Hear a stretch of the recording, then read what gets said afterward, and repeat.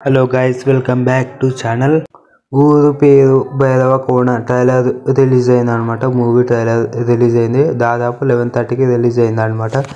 నేను చూసాను, నాకు నచ్చింది. ఫ్యాంటసీ థ్రిల్లర్, స్పెషల్ థ్రిల్లర్ అని చెప్పుకోవచ్చు, ఫ్యాంటసీ అని చెప్పుకోవచ్చు.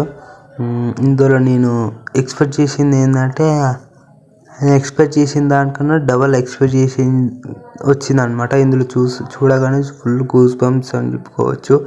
ఫస్ట్ చూడగానే నాకు జాంబిరెడ్డి గుర్తుకొచ్చింది. దాని తర్వాత ఇంకొకటి మూవీ గుర్తుకొచ్చింది. అది ఏంటంటే విరూపాక్ష మూవీ గుర్తుకొచ్చింది అనమాట. మరి డైరెక్టర్ ఎవరని మీరు అనుకోవచ్చు, విఐ ఆనంద్ అనమాట. అంటే ఇంతకుముందు టైగర్, ఎక్కడికి పోతావు, ఒక క్షణం, డిస్కోరాజు ఇలాంటి మూవీస్ చాలా తీస్తాడు అనమాట.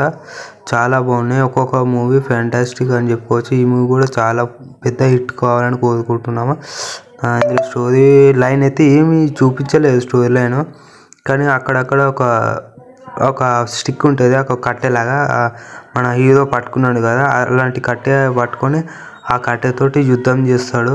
దాని తర్వాత మన మనుషులకి అనేది ఒక రకమైన, అంటే జాంబీ మూవీలో వాళ్ళ ఫేస్ వాళ్ళు ఎలా అయితే ఉంటాయో, జాంబీస్ ఎలా అయితే ఉంటాయో, సేమ్ ఇందులో కూడా అలానే ఉన్నాయి జాంబీస్. ఆ కర్ర ఉంటే చాలా ఫైట్ చేస్తాడు, అది లేకపోతే ఫైట్ చేయడు అన్నంత సూపర్ పవర్స్ లెక్క అనుకుంటా నాకు తెలిసి. చాలా నచ్చింది నాకైతే ట్రైలర్. హైప్ అనేది చాలా ఇంక్రీజ్ చేయడం జరిగింది తెలుగులో. నాకు చాలా నచ్చింది, మీకు నచ్చుతుంది. మీరు కూడా వెళ్ళి చూడండి. ఆ ఒక్క స్టిక్తో అందరినీ నరికేయడం కానీ కొట్టడం కానీ జరుగుతుంది. మళ్ళీ ఇందులో ట్విస్ట్ ఏంటంటే, హీరోయిన్ కూడా ఫైట్ చేయడం జరుగుతుంది. అంటే హీరోయిన్కి దయ్యం కానీ పట్టవచ్చు, లేదా ఇంకేదైనా పట్టవచ్చు నాకు తెలిసి. ఇందులో హీరో ఎలివేషన్స్ అయితే చాలా బాగున్నాయి.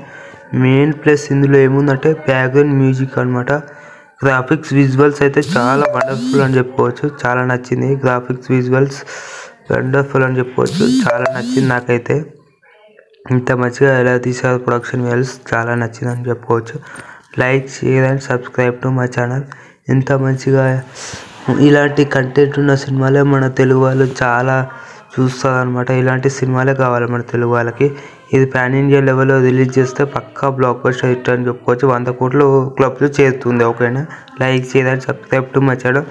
ఇది హిందీలో కానీ తమిళ్లో కానీ రిలీజ్ చేస్తే పక్కా పాన్ ఇండియా స్టార్ అయిపోతాడు మన సందీప్ కిషన్. ఓకేనా.